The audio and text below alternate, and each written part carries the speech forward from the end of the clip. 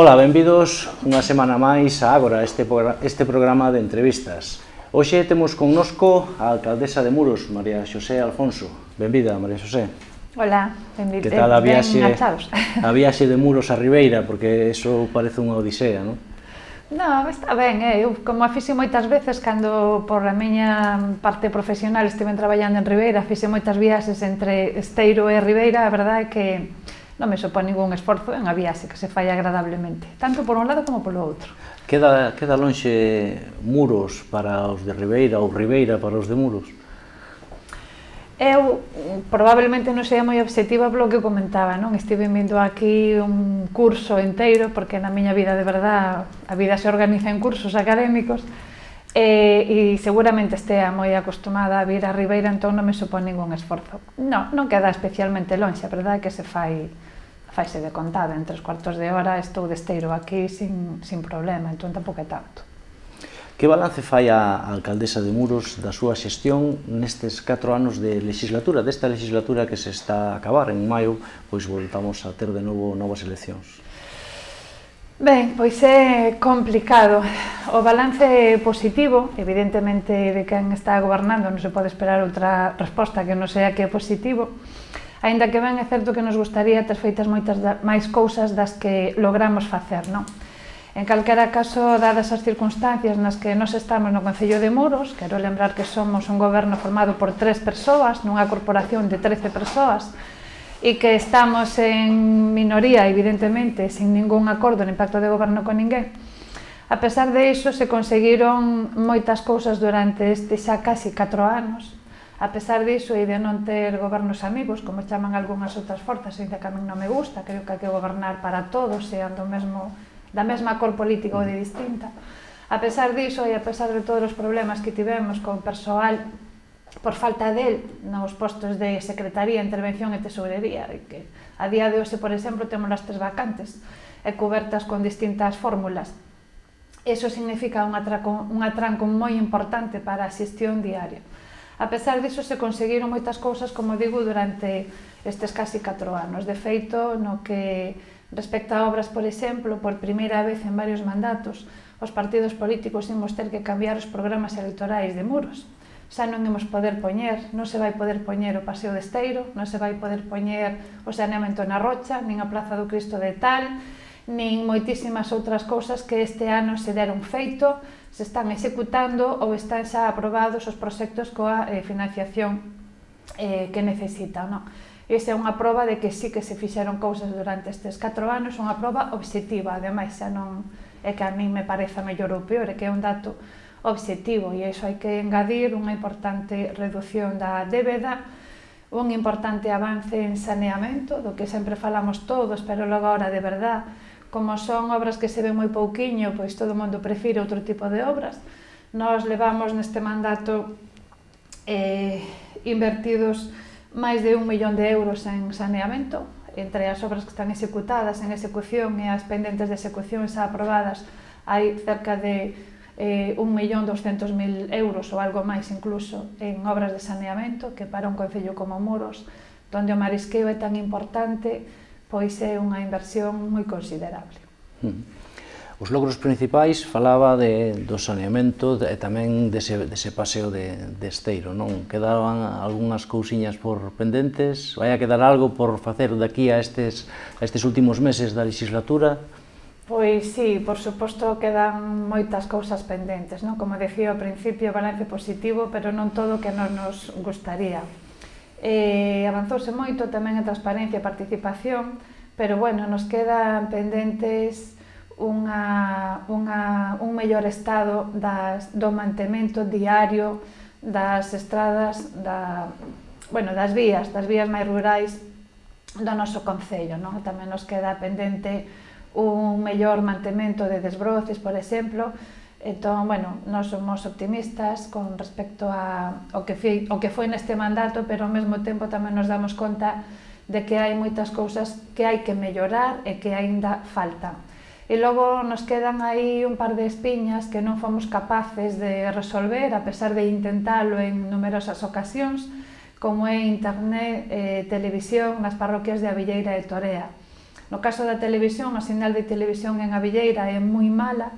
Chegamos a ter orzamento para esa necesidade gracias á Diputación de A Coruña, que teño que dicir que a verdade que nos estivo axudando moito durante este mandato. Chegamos a ter orzamento e todo listo, pero nos falta un terreo físico onde ubicar ese poste que dea unha boa sinal de televisión a Abelleira e Torea, e no caso de internet, pois igual, non? Entón nos quedan aí esas espiñas que non fomos capaces de resolver. E hai outra, falamos de cousas pequenas, pero que para a parroquia son moi importantes, non? Hai un poste tamén de electricidade na baixada área de Ventín e a praia de Ventín, que está o tema moi avanzado para que a compañía eléctrica o retire, pero sigue estando no mesmo sitio que entorpece un pouco. Entón, bueno, quedan así cousas pendentes que nos gustaría ter feito, pero que non fomos capaces por distintas cuestións. E, bueno, hai que seguir traballando nelas. O goberno de Muros é un goberno peculiar, non? Gobernan ustedes con 3 concelleiros, é unha minoría que é unha minoría maioritaria, porque teñen vostedes a alcaldía, non? É posible que funcione ben así o concello durante estes 4 anos? Como foi diariamente a xestión dun concello con só 3 persoas dedicadas a cumprir todas as expectativas que se esperan del?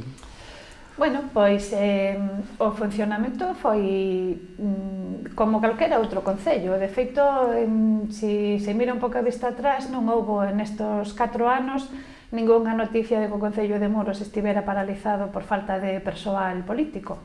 De feito, non se notou que só fóramos 3, non? É verdad que iso é a base de un intensísimo traballo das 3 persoas que estamos no goberno municipal, e tamén é certo que apoiados por un grupo que temos alrededor de nós que nos axuda no día a día, non? Aquí tamén hai que salientar o esforzo que fixo o persoal municipal, que, como decía, aparte de seremos poucos no goberno, tamén estamos tendo moitos problemas con escaseza de persoal, e comentaba antes, por exemplo, estes 3 postos que son claves en un concello: Secretaría, Intervención e Tesourería. Entón, o día a día pois é moi intenso, con moitísimo traballo. É certo que con moitos agobios moi frecuentes, pero tamén é verdade que, polo que comento con outras alcaldías dos arredores, os agobios non son moito menores e están nunhas situacións, en principio, un pouco mellores que nós, dende o punto de vista dos recursos humanos. E, bueno, pois o día a día é o normal de un concello. Insisto que, a pesar de ser como somos, o ambiente no concello é a miña opinión particular, pero eu, bueno, quen vive por ali cada día ou traballa por ali é libre de opinar, non? Pero a miña percepción é de que o ambiente no concello é moitísimo mellor que hai 4 anos, se traballa nun ambiente moito mellor, menos crispado, tanto a xente que ven de fora como os que traballan ali poden expresarse con total libertad. De feito, creo que así se pode ver tamén nas redes sociais con respecto á miña persoa e a xestión do grupo municipal. Agora non hai, a xente non se corta a hora de opinar, e a min me parece estupendo que así sea. En todo caso, o servizo ao cidadán préstase perfectamente e a axuda do funcionariado está co goberno, non? Como debe ser. Sí, a ver, o funcionariado, como un bo funcionariado, está con quen goberne, sexa da cor que sexa. E iso eu creo que no caso do Concello de Muros se demostrou. Houbo distintas cores gobernando e a verdade é que aí hai que sacarlle o sombreiro, e sea quen sea, eles cumplen co seu traballo, non? Como en calquer colectivo hai unhas persoas que cumplen mellor e outras non tan ben, pero a verdade é que a axuda do funcionariado é clave para que a cidadanía non teña problemas, non? Nós, insisto, estamos moi agradecidos ao labor do funcionariado e do persoal laboral, porque, bueno, eles son os que realmente fan que o Concello funcione e que a xestión saia para adiante, non? Nós podemos dar directrices ou podemos estar máis ou menos pendientes de que as cousas funcionen, pero quen realmente fai o traballo de verdade, o traballo técnico, e quen saca as cousas adiante é o persoal do Concello, e sí que están funcionando moi ben. É posible, neste caso, porque son 3 fronte a 10, non? 13 persoas que forman o Concello pleno de Muros, non? 3 fronte a 13. É posible ter un diálogo fluido coa oposición para aprobar proxectos, refirmo a proxectos importantes, por exemplo, os orzamentos, ou hai atrancos? Houbo atrancos durante estes 4 anos? Houbo moitísimos atrancos. houbo asuntos nos que non tantos, como por exemplo nos POS. Para aprobar os POS da Diputación, a verdade é que se deron aprobado todos moi ben. Tamén é certo que a proposta que se fixo sempre tivo en conta as suxerencias que chegaban dende a oposición e os problemas máis gordos que había no Concello, entón eran proxectos os que era difícil decir que non, non? Pero hai outras cuestións onde os atrancos foron evidentes. Eu quero lembrar, por exemplo, que levamos unha aprobación de facturas, un REC, un recoñecemento extrajudicial, a pleno, foi a pleno 5 veces, máis unha vez máis que foi un recurso posto polos proveedores que non puideron cobrar, e as 6 veces houve 2 grupos da oposición, o Partido Popular e o PSOE, que votaron en contra e que impediron que todos estes proveedores nos que estaba comprobado que efectivamente fixeran ese suministro, ese traballo, cobraran, non? Esa é unha proba clara da oposición que sufrimos durante case todo o mandato, sobre todo por parte destes 2 grupos políticos. Con un deles, o diálogo é máis difícil que con outro, todo o mundo que segue un pouco a política municipal de Muros o sabe, non é ningún secreto, é algo vox populi, que é a relación entre as persoas que están no grupo municipal do PSOE e as que estamos no grupo municipal de Compromiso. A relación é moi mala e iso dificulta moitísimo chegar a ningún acordo. No caso do BNG, a verdade é que é moi fácil chegar a acordos, e no caso do Partido Popular, pois depende do que lle interese ao Partido Popular. Entón, bueno, en ocasións foi difícil, en ocasións foi menos difícil. No caso dos orzamentos é outra proba clara da oposición obstruccionista a que estivemos sometidos. Seguimos cos orzamentos prorrogados do 2015, tanto PP como PSOE din que é porque nós non levamos unha proposta a pleno. Recordo que somos 3 persoas no equipo de goberno, que en intervención estivemos durante os 4 anos cambiando continuamente da persoa titular da intervención, porque ao estar vacante, bueno, pasaron varias persoas polo posto, eso dificulta moitísimo elaborar os orzamentos, é un traballo sobre todo técnico, nos podemos dar as directrices políticas, pero o traballo técnico teñen que facer eles. Nos lle demos un borrador á oposición para que sobre ese borrador nos fixeran aportacións e suxerencias. Pasaron varios meses e dende ningún grupo da oposición se nos fixo ningunha aportación, e logo nos acusaban de que queríamos que nos fixeran eles os orzamentos, e nada máis lonxe da realidade. Nos o que queremos é levar a pleno algo que teña posibilidades de sair adiante. Non nos podemos permitir o luxo de estar 2 meses traballando en un proxecto de orzamentos para que logo o tumben como tumbaron, por exemplo, ese pago a proveedores, non? É certo que agora, supoño que será pola cercanía das eleccións, os pagos a proveedores sí que saíron adiante. De feito, a semana pasada, no último pleno, saiu adiante outro pago a proveedores que levamos. Pero, bueno, tanto no caso deste REC como deste orzamento son 2 exemplos claros do tipo de oposición que tiveron, sobre todo, estes 2 grupos da oposición. Esa oposición ou ese votar sempre en contra, falaba vostede de que pode ser persoal, non? É un problema máis ben ideolóxico ou persoal das persoas que figuran á cabeza dese grupo? Bueno, sinceramente é un problema persoal, porque estamos falando de que o grupo que máis veces votou en contra, pouquísimas veces se abstivo e votar a favor prácticamente nunca, é o grupo do Partido Socialista. O Partido Socialista e Compromiso por Galicia somos 2 grupos da esquerda, que estamos na esquerda. Co Partido Popular sí que chegamos a acordo en algunha ocasión, non sempre, pero en algunha ocasión sí, e no BNG pois moitas veces, non? Se fora unha cuestión ideolóxica, en máis ocasións chegaríamos a acordo co Partido Popular que co Partido Socialista. Está claro que é unha cuestión persoal. Nos levamos propostas a pleno e logo o Partido Socialista é quen ten que explicar por que vota en contra de prácticamente todo.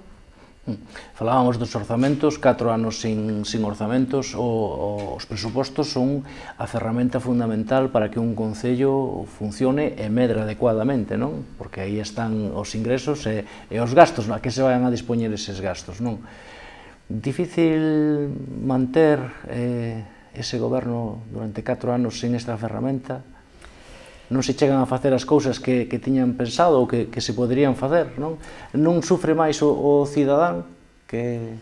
Bueno, nos procuramos que o sufrimento non chegue á cidadanía, non? É verdad que se pode vivir con uns orzamentos prorrogados, de feito en Muros o estamos facendo, pero non se vive igual que con uns orzamentos actualizados. A realidade tamén é esa. Que chegue a cidadanía, nos procuramos que non. No noso caso é moi difícil traballar con estes orzamentos porque ademais son os orzamentos que a nós, a Compromiso por Galicia, non nos gustan. Son os do 2015, nós aqueles orzamentos votáramos en contra porque había cousas que eran irreais, contemplaban uns ingresos inflados de 500.000 euros, por exemplo, de un canon que en ningún sitio estaban contrastados, que foran a ser ingresos do Concello.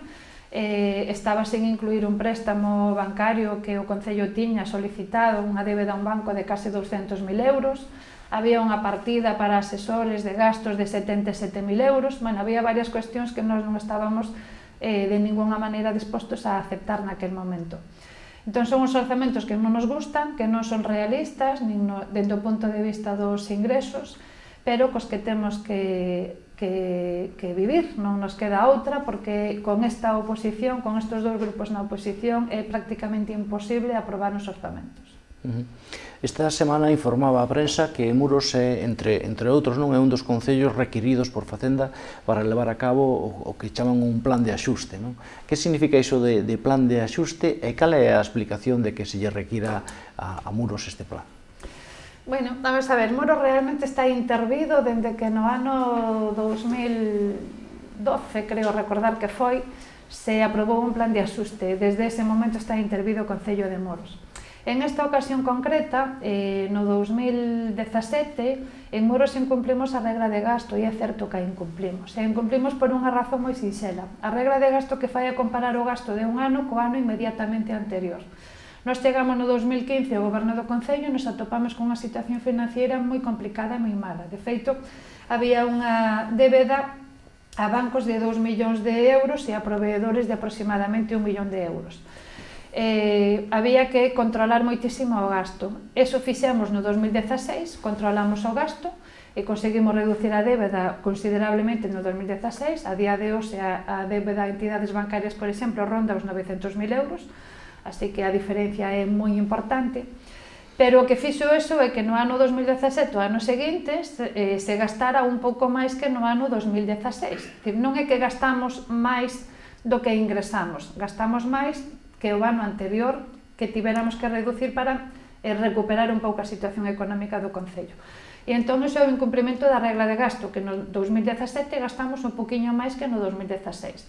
Como consecuencia diso, houve que facer un plan económico-financiero, que no noso caso non ten absolutamente ninguna repercusión para a cidadanía, porque se limita a recoller a regularización catastral que o propio Ministerio fixo o catastro, entón non supón ningún cambio, ningún esforzo a maiores do que se tiña que facer a cidadanía por cuestións da xerencia do catastro e do Ministerio, e iso é o plan económico e financiero que tan alarmante parece na prensa, pero que realmente para a cidadanía do Concello de Muros non ten ningún efecto e iban a ter exactamente que facer o mesmo esforzo.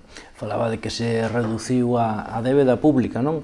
Canto se reduciu aproximadamente durante estes 4 anos? Pois, como comentaba, no caso da débeda a bancos reduciuse en máis de 1 millón de euros, e no caso de proveedores o último dato exacto non o teño, porque xusto os xoves da semana pasada aprobamos un REC de uns 115.000 euros a proveedores, e a verdade é que agora mesmo non teño o dato exacto, pero tamén se reduciu considerablemente a débeda a proveedores, e tamén se reduciu, a pesar de toda a problemática que tuvemos no Departamento de Intervención pola falta de persoal, tamén se reduciu o período medio de paga a proveedores, que tamén é un dato importante, non? Que as empresas proveedoras, sobre todo as máis pequenas, non teñan que esperar 4, 5, 6 meses a cobrar. En algún caso puntual, por distintos problemas, teñan que esperar, pero a verdade é que agora estamos en un período medio de paga a proveedores moi razonable, e aí rondando os 30 días que é o que establece a lei.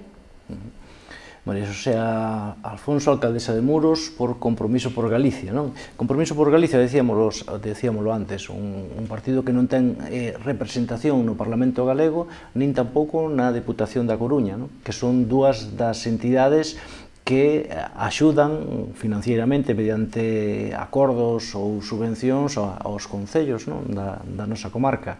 Como foron esas axudas, tanto da Xunta como da Diputación ao Concello de Muros ao largo destes 4 anos? Ben, pois a diferencia é abismal. A axuda da Diputación de A Coruña co Concello de Moros e a relación entre as dúas administracións públicas, a verdade é que foi durante os 4 anos moi boa e moi cordial e recibimos moita axuda da Diputación, tanto económica como de axuda como de asesoramento. Outra cosa distinta é a Xunta. A verdade é que aquí, non sei se se debe a que o partido que goberna é distinto na Xunta, pero cambia moitísimo a axuda que nos dan dende a Xunta que dende a Diputación.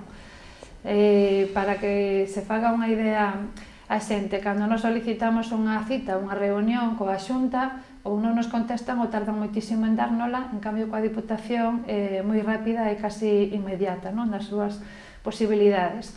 Solicitamos axuda á Xunta, pois, por exemplo, para un problema de saneamento que había no sitio puntual, importante, de puntos de vertido e que tal, que logo resolvemos en Muros por outras vías, e nos ofreceron 0 euros para redactar o proxecto e para facer a obra, nos ofreceron axuda técnica, que iba a haber algunha persoa a nos axudar para redactar o proxecto, a nos asesorar para redactar o proxecto, e nin eso deu chegado ao final, non? E como iso, pois moitas cousas. Entón, bueno, o de ser un partido pequeno que non ten forza no Parlamento e na Diputación ten as súas consecuencias, pero tamén depende moito das persoas coas que se atope. E, insisto, é moitísimo mellor coa Diputación, con calquera dos 2 partidos que gobernan a Diputación, por certo, tanto co BNG como co PSOE, a verdade é que non tivemos ningún problema con ningún dos dous.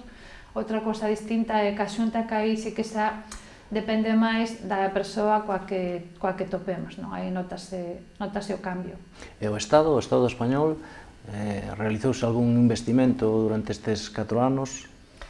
Realizouse un importantísimo que levaba sendo demandado moitísimos anos, que é o Paseo de Esteiro, que é outra desas cousas que vai haber que cambiar por fin nos programas electorales das próximas eleccións municipais. Levábanse moitísimos anos pedindo o arranxo do Paseo Marítimo de Esteiro porque non é que estuvera mal, aquilo debía ter outro nome, era unha trampa para calquera persoa que intentara pasear por ali, que xa non se podía pasear.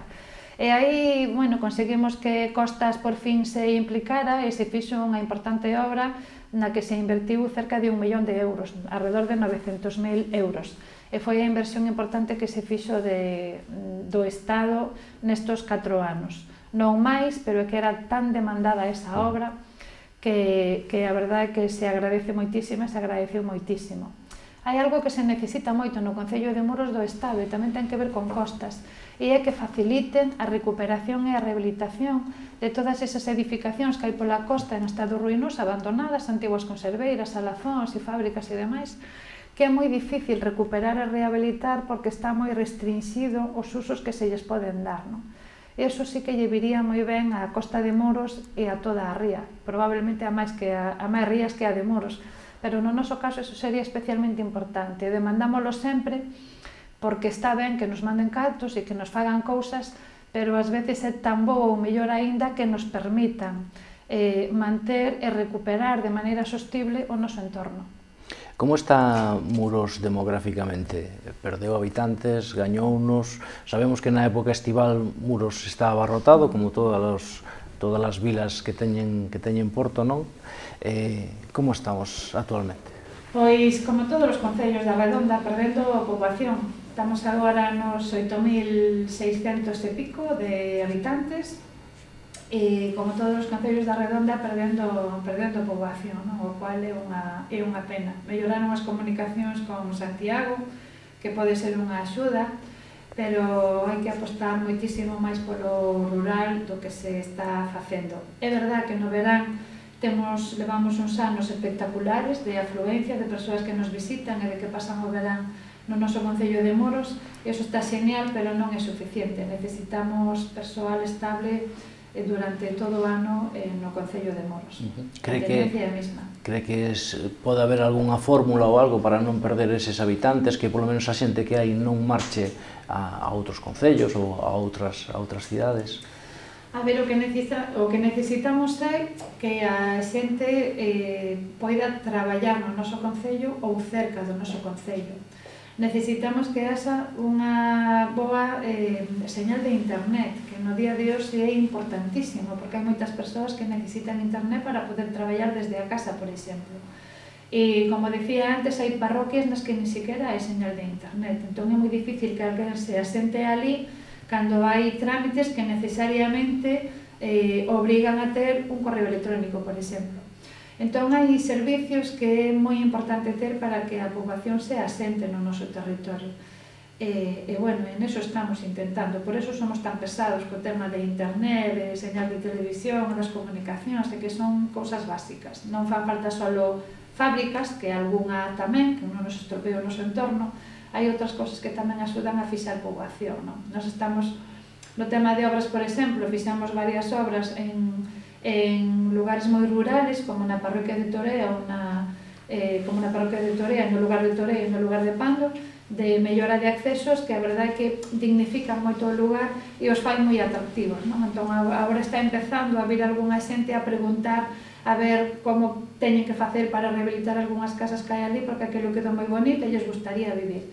E iso está ben, pero non é suficiente. Necesitanse outras moitas cousas para as que a Xunta e o Estado teñen que implicarse máis.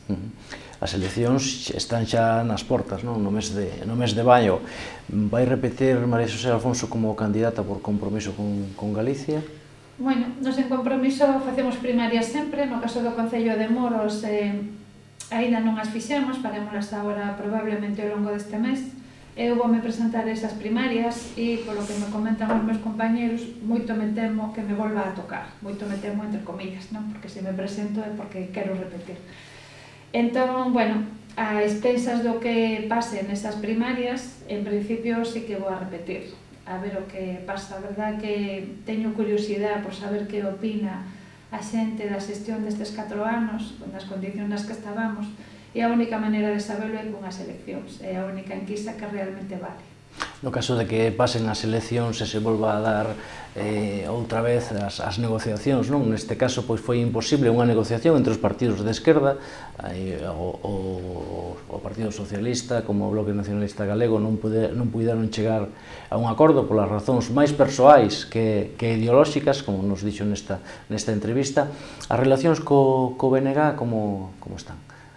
Pois moi ben, vamos a ver, hai 4 anos non houve un pacto co BNG porque realmente tampouco se plantexou en serio, non? Compromiso e BNG sumábamos 5 de unha corporación de 13, tampouco conseguíamos unha maioría suficiente para garantir nada.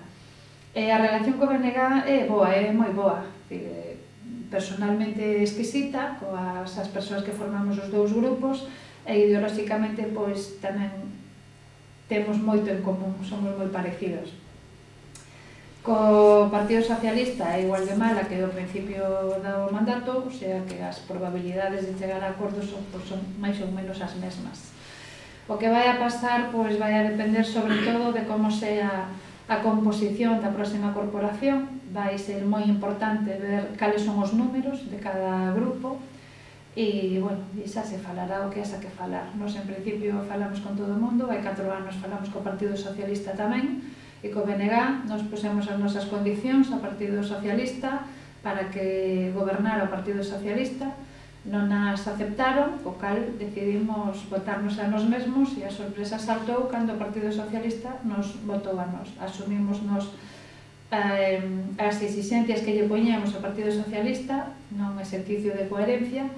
E, bueno, a nosa actitude pois era parecida, supoño, pero é moi importante antes de nada saber cales son os números de cada formación das vinderas eleccións. Ainda é cedo, non, para saber cales son os partidos que van a acudir ás eleccións en Muros, pero non creo que haxa sorpresas, non, tipo Vox ou Cidadáns ou algo así por Muros, parece que van a repetir os mesmos que están. Parece que sí, por ahora todo apunta a que vamos a repetir os 4 partidos e que haberá 4 candidatas. Seremos 4 mulleres ao fronte dos 4 partidos e se confirma que eu son a candidata de compromiso e as outras 3 candidatas se postularon en prensa, non? Parece que non vai haber sorpresas, a ver, en principio seremos os 4 mesmos, ou as 4 mesmas cabezas de lista. Pois, moitísimas grazas, María Xosé Alfonso, alcaldesa de Muros. Os últimos minutos sempre llos deixamos a nosa convidada, neste caso, para que se dirixa a xente de Muros e a xente do Barbanza para que nos fale e se despida desta entrevista. Moitísimas grazas.